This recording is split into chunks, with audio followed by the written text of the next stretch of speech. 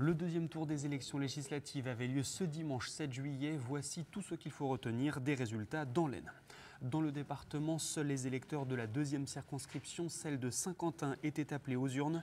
Ils ont choisi de réélire leur député sortant des Républicains, Julien Dive, qui obtient 50,57% des suffrages contre 49,43% pour son adversaire du Rassemblement national, Philippe Thor. 520 voix seulement séparent les deux hommes.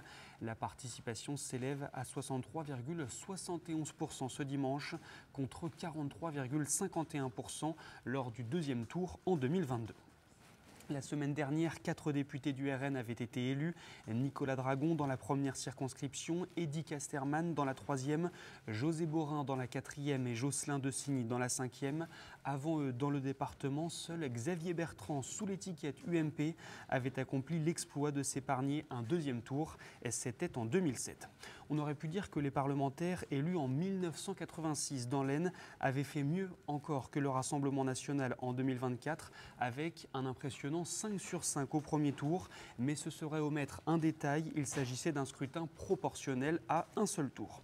En 1981, tous les députés d'un même mouvement avaient remporté l'ensemble des circonscriptions de l'Aisne, à la nuance près qu'il ne s'agissait pas d'un parti unique, comme c'est le cas avec le RN en 2024, mais du PS et du PCF, ce dernier ayant présenté des candidats pour une majorité d'union de la gauche.